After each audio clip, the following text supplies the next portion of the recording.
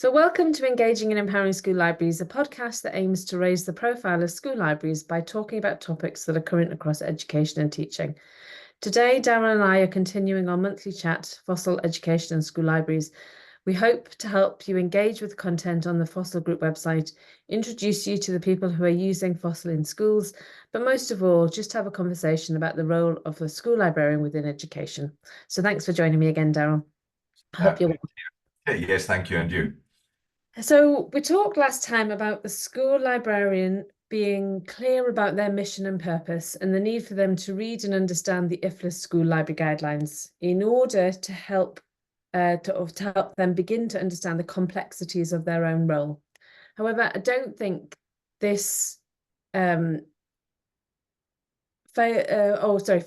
just at the school librarian's door. Something has changed over the years, and many school librarians are no longer seen or paid as professionals.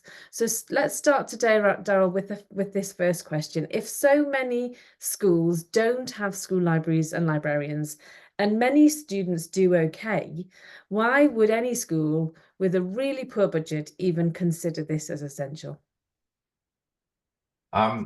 So this is a very important. Well, I mean, it's a critical question. Yeah. That really does take us to the heart, I think, of what school librarianship is or ought to be. But it also takes us to the heart of the problem that we are facing and dealing with, and not just in the UK. So I've been thinking about this for a long time, but have put a lot of concentrated thought into it this week. So you won't be surprised when I say that it will take a little bit of time to begin to work our way to an understanding of the problem. Yeah. So that we can begin to formulate a response to that problem. So to start, I'll take us back to 1969. As always. But Ruth Ann Davies published an absolutely monumental work called the School Library Media Program, Instructional Force for Excellence. So it's an absolutely extraordinary work. Okay. And again, we don't have to worry, I think, too much about how long ago that was, or the fact that her context was American, because I think what has become increasingly clear to me is that the problems that beset us as school librarians are essentially the same all around the world. Yeah. So we are struggling with and against the same things. Yeah. But in that that book, she writes that the library program and the educational program are interdependent and inseparable. Therefore, perspective in viewing the function and role of the school library program begins logically by building a historical understanding of education itself. So because the library program and the educational program actually are interdependent and inseparable, we cannot really understand ourselves and what we do apart from a broader understanding of education and what education is about. Okay. So, we're saying that school librarians need to have more understanding of the educational program of their country, their school. Yes. Okay. So there are a number of implications. There are a number of implications in that we need to begin to unpack. Okay. So just a reminder, because we'll speak about this a little bit more later on. But so the program is what we do to achieve our vision. So in that sense, the program is the means that we employ to achieve an end. So the program are the things that we do in order to achieve something. Yes. So the implication, with that in mind, the implications then of what she says is, so do we as school librarians, do we see the library program as interdependent and inseparable from the educational program? So do we see what we do as interdependent and inseparable from the broader educational program of the school? That's God, I just want to say that's really interesting because I work closely with, I'm an assessor for the chartership program, and the organizational aims is criterion 2. And very often people, this is generally across the library world, not just school librarians, forget that what they do needs to significantly link with the organizational aims and objectives of whatever institution they work for. So this brings us really closely back to why it's important for, and why SILIP in their chartership say that you need to demonstrate how you as a school librarian link to the school's organizational aims and objectives, which is their educational purpose. So yeah, thank you. I think that highlights a really clear link for a reason beyond I work in a school library to actually expand to and need to fit myself into what the aims and objectives of the school are. Yeah. Yeah. And then of course it becomes more complicated. Yeah.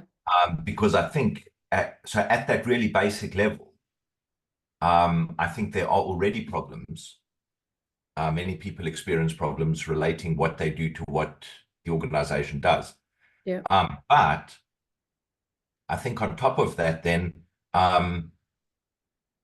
the second implication is how clear are we about what the library program is?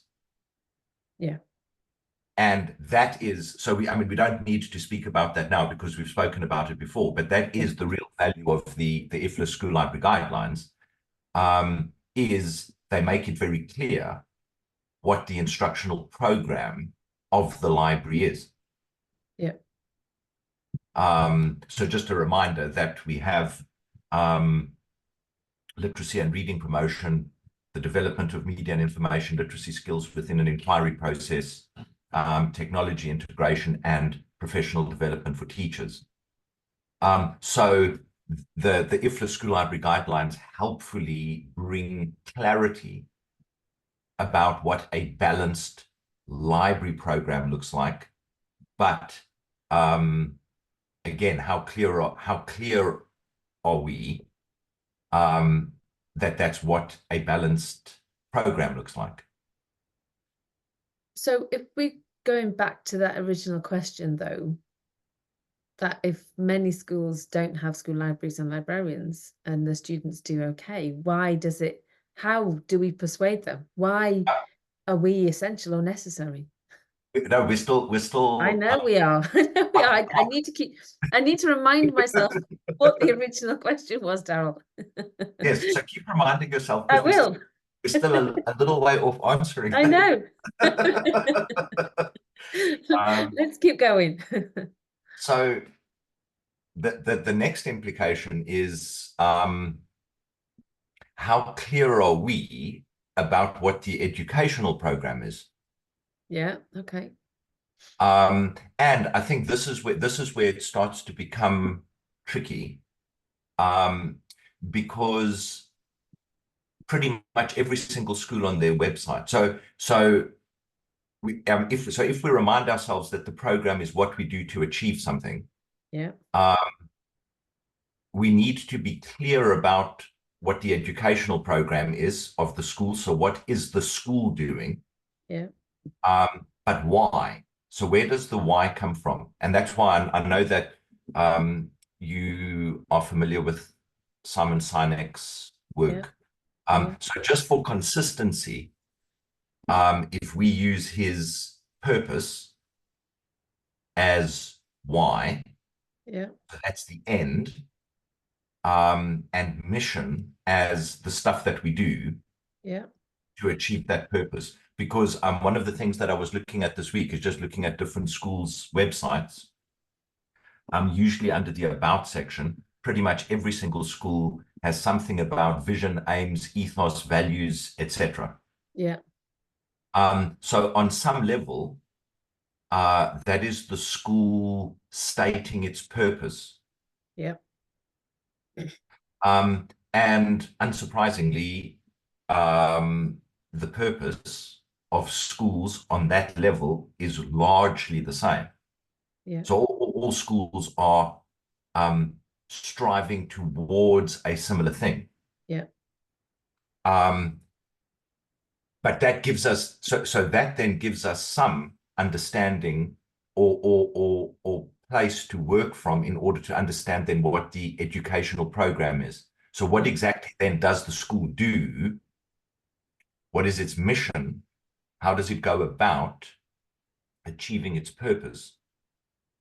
So that then links back to what you were saying a little bit earlier about the aims and objectives of the organization. So we need to understand the purpose of the school. Yeah. We need to understand the purpose of the library. Yeah. We then need to understand the library's program, so that the means, its mission, the means that it uses to achieve that purpose, that end. And then we need to begin to understand what it is that the school is doing to achieve that end. Yeah. Now, in terms of the question that you ask, this is where the problem starts to come into focus. Yeah. Because even though the library program and the educational program are interdependent and inseparable, they can become misaligned. Yeah. So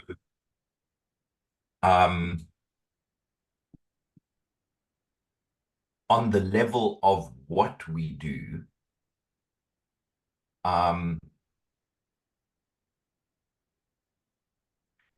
we work at cross purposes. Okay. So we're still striving towards the same thing, but in terms of how we are going about that, we can work at cross purposes. And How do you that mean? is How do you mean? I don't understand. How do you mean? So you're suggesting that as a profession that we're working at cross purposes, or as individuals in a school who are working at cross purposes? so.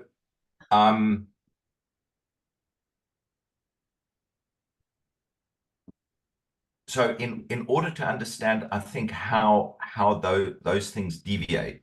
Yeah. I was reading. So I mean, I had been reading this before we spoke about what we were going to talk about today. Yeah. But it just so happens that he addresses it directly. Okay.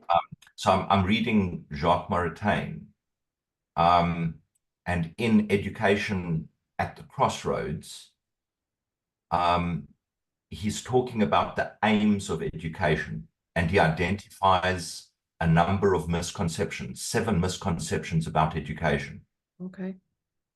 And the first 2 that he identifies are a disregard for ends, and false ideas about what the end ought to be. Okay. So he says, this accounts for the surprising weakness of education today, which proceeds from our attachment to the very perfection of our modern educational means and methods, and our failure to bend them towards the end. And just to be clear, the end is our students getting through school. Well, no. So Okay. that is highlighting the problem. Okay. So what he's saying is we've lost sight of the end, Right. and we have become um, obsessed or captured by the means. Okay. So, so to go back to what we were saying before, is that the school expresses a purpose, Yeah. identifies a purpose. On the website, it's less clear what exactly the school does to achieve that. So what means does the school employ to achieve that end? Yeah. It's the same for the library, but for the library, it's even more complicated because I don't think we're even really clear what our purpose is. Yeah. Okay. A purpose statement for the library that then explains why we do these things, why we do the things that we do, Yeah. is in order to achieve this. And that purpose is fully aligned with the purpose of the school. Oh, yeah. So it's on the level of what we do towards realizing that end, achieving that end. I think that this misalignment comes about. Okay, so go back a step. The end then is a well-rounded uh, student who knows the process of inquiry and can learn for themselves. They know how they've learned how to learn. But So, the schools don't see that as the end. Schools see 4 A stars at A level. no. So I think that this is the root of the problem. Yeah. So if you hang on to that exact thought, Yeah. um, because so I just had a look at some of the stuff that I have been reading and have been sharing about, both in the podcast, but also in the stuff that I've written and stuff that I've shared elsewhere. So just to start with Maritain, because that's who I'm reading at the moment. So what is the purpose or the end of education? So for him, he says that it is what he calls terminal freedom, which is the fulfillment of the deepest potentialities of the human being in the world. So the purpose of education is the fulfillment of the deepest potentialities of the human being in the world, which has a personal, social, and for him, ultimately a spiritual dimension. Gordon Wells from DICEP, so the Discovering Developing Inquiring Communities in Education project. The purpose of education is the transformation of our capacities to act, think, and feel in ways that contribute to the common good. Okay. Neil Postman, who we've Talked about a lot. Yeah. he says the question is not does or doesn't public schooling create a public? The question is, what kind of public does it create? A conglomerate of self-indulgent consumers, angry, soulless, directional masses, indifferent, confused citizens, or a public imbued with confidence, a sense of purpose, and a respect for learning and tolerance? Now, I would be surprised if you look at pretty much any school's website at their purpose, Yeah. I would be surprised if their purpose isn't reflected in what we've just read. Yeah. Yeah. We would all want that, wouldn't we? Yeah, Yes. absolutely. Problem is that it's in the stuff that the school then does on a day-to-day basis that the disconnect comes about. So in practice, often what happens, and Neil Postman identified that, and actually goes much further back than Neil Postman, is this over-engineering of learning through teaching. And that stuff that we spoke about, Michael Young saying. If we don't engage students in the learning process, which is a difficult process, then all we get is memorization. Absolutely. Yeah. Of facts. Which goes back to me saying that, the fact that they leave school with the right qualifications is the aim in the purpose. Yes. Yeah. Well, it's not. Okay. Because the stated purpose is the kind of student who we've just described. Yeah. The problem is what ought to be one of many means to an end. Yeah. So they do need to learn some stuff. They do Yeah. need to pass their exams. They do need to pass their exams well.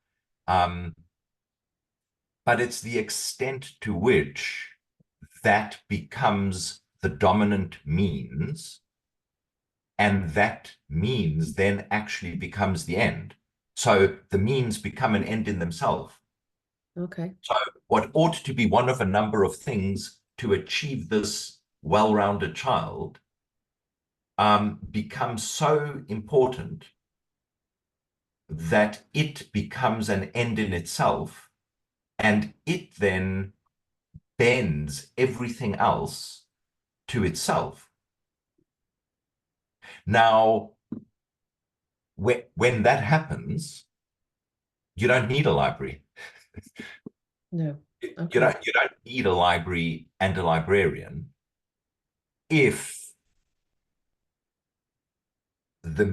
if one of the means for achieving something bigger, so if education is reduced to this one means, so when that becomes an end in itself, then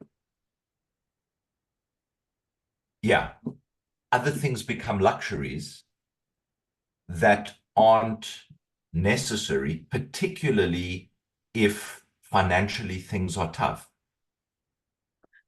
Okay. So this is, well, we know it's a huge problem, because this is not just the librarians knowing their own purpose.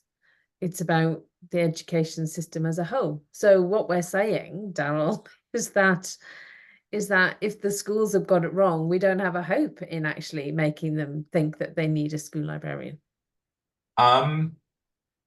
So there are a number of issues there. Okay.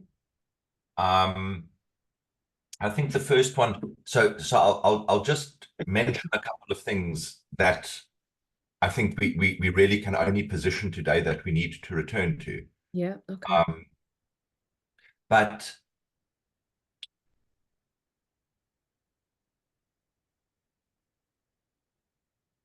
yeah, so Neil Postman, so when Neil Postman spoke about this engineering of learning, which is actually a method, it's a focus on a means, the engineering of learning, that has lost sight of an end.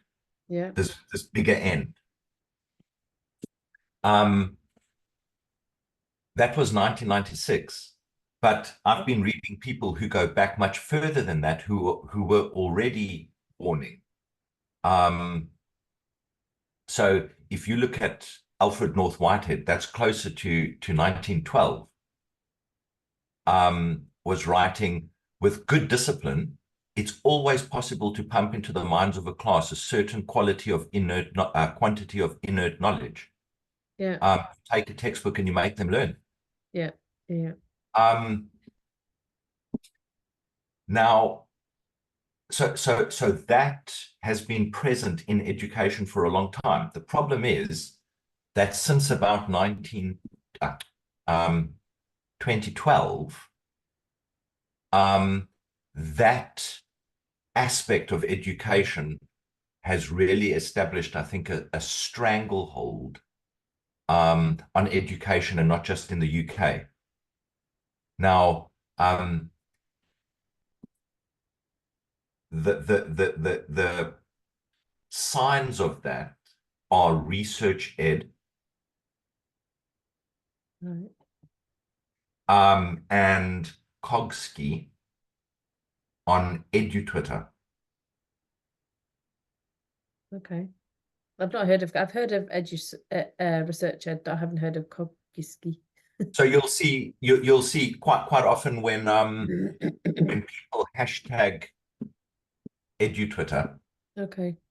they also hashtag Kogski, which is cognitive science. Okay. So that's where this whole evidence-based teaching movement. Yes. That's what it's all about. It's about teaching with evidential practice, isn't it? It's the research behind the practice. Yeah. Yes. Yeah. Now there are all sorts of issues. There are all sorts of issues there that I've deliberately steered away from because that debate is very polarized and very heated, and in many cases unhelpful. Okay. But I think one of the things that we will need to talk about further, I think, is the extent to which over the last 10 years, that movement, which draws, which bases much of its claims on the field of cognitive science, but then reduces education to aspects of cognitive science. They have exerted an enormous influence on the government Okay. and on government policy. But it is also important to point out that that movement is beginning to fragment Okay. because there's quite a lot of there's growing pushback, not just in the UK, but from around the world. There is growing pushback against the fact that a means has become almost an all-consuming end. So the end is reducing learning to something very narrow with a very narrow outcome, which I think really is the memorization of facts for That's the exams. production in tests. Yeah. So that is one thing I think that we'll need to return to, because there's quite a lot to unpack there, and we need some kind of understanding of why that movement gained the influence that it did, Yeah. but also some understanding of why that movement is beginning to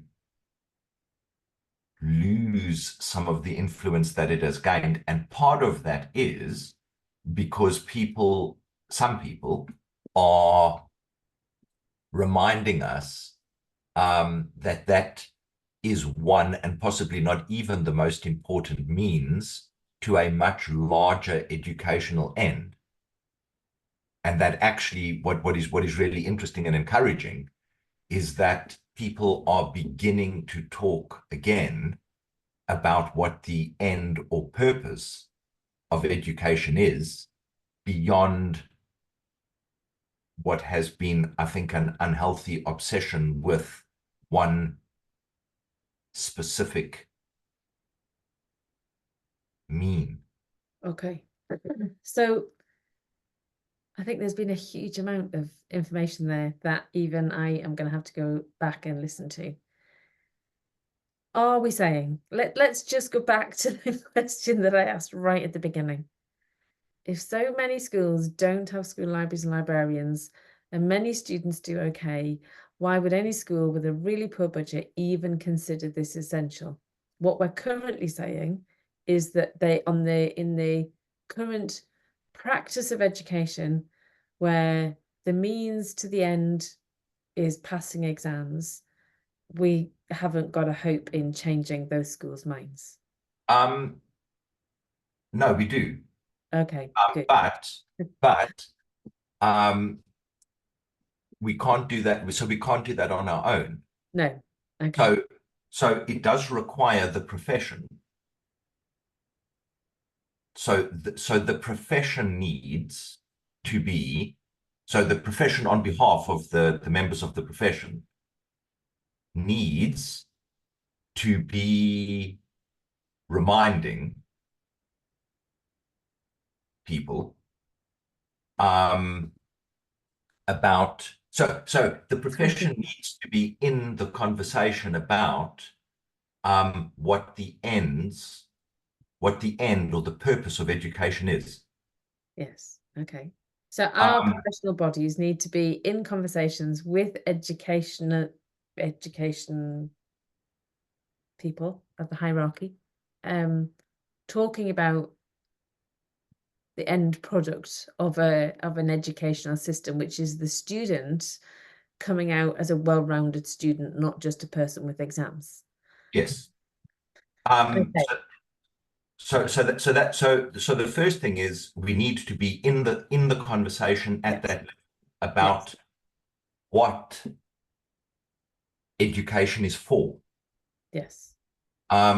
Then, which again is a challenge, is we need to be able to show how the library's purpose aligns with the school's purpose. So the school's stated purpose is not in question. I think we need greater clarity about what the purpose of the library is. Okay. Then we need to have greater clarity and conviction about how our program achieves those ends, achieves that end. So how does what we do actually bring this enlarged person about? Yes. On the ground, Yes. we have to recognize that this is going to take time. We're in a struggle. Yeah. We're in a struggle, and I think the problem is we're on the one hand, many of us feel like we're in a struggle for survival.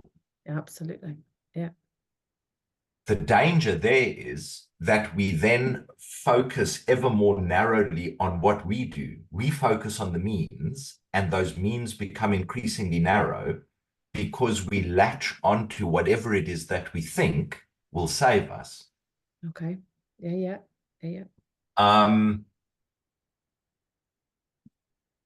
So we lose sight of our purpose.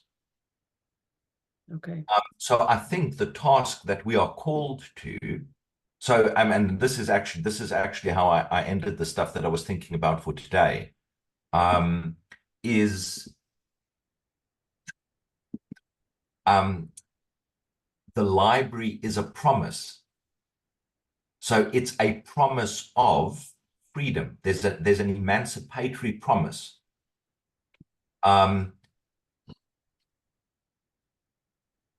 It's a it bears.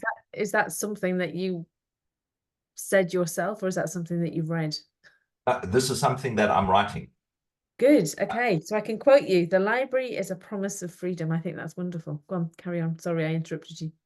Well, so the reason why it is because it bears witness to a different educational reality. So the emancipatory promise of the library is that it bears witness to a different educational reality, and also, more importantly, I think, a different social reality. Yeah. Okay. So if the library is this, then as librarians, we are called to that. And we need to understand that we are engaged in a struggle. So either, on the one hand, we are struggling for our survival and doing whatever we think will save us, or we recognize that we're in, to a greater or lesser extent, a hostile environment. Yeah. Not all of us, and not to the same degree. No. But that there are encouraging signs that that hostile environment is being challenged. Okay.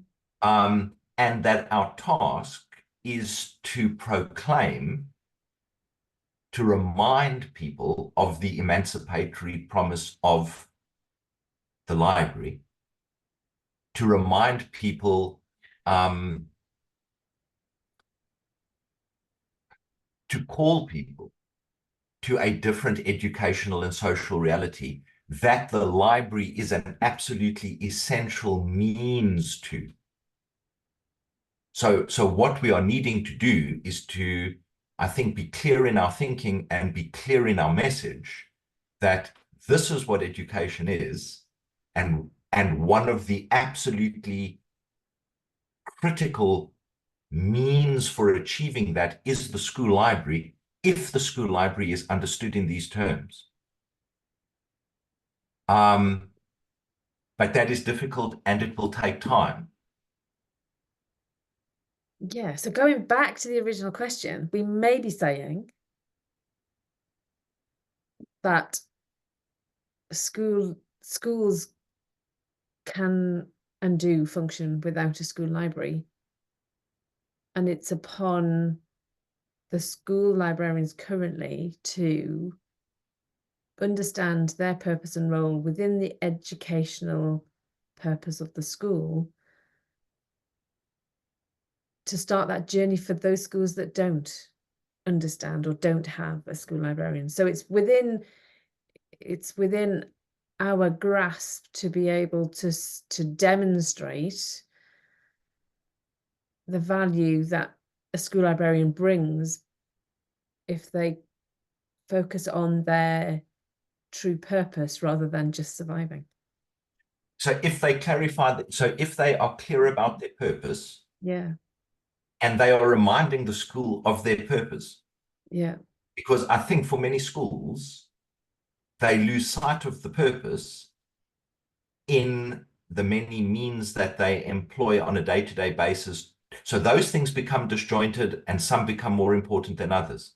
So one of the tasks of the school librarian, I think, is to be reminding the school of its stated purpose and to be able to articulate clearly how the library's purpose fully aligns with the school's purpose, and then to be able to demonstrate clearly and forcefully how the program, the things that we do, enable the school To realize its purpose. And in doing that, maybe we begin to introduce some balance into the things that the other things that the school does. So the other, so we are part of the educational program. The school library program is part of the school's educational program. It's one of a number of programs. But that program of memorization of facts for recall in tests, that aspect, we're reminding them of the bigger picture and introducing balance. Yeah. Yeah. Wow. You always make me think a lot, way outside my own comfort zone, I think. I recently just published a guide for head teachers as a infograph. I think I now need to go back and edit it because I haven't got anything about purpose on my infograph. As always, Daryl, it's a real pleasure to talk to you, even if it taxes my brain. I do hope that anybody listening has enjoyed the discussion. If you have anything to comment on anything that we've said today, or you'd like to push this conversation further, please do go onto the FOSIL forum and join in this discussion. Everybody's welcome. Don't forget to subscribe to this podcast so you don't miss out on future discussions. And thank you very much for listening.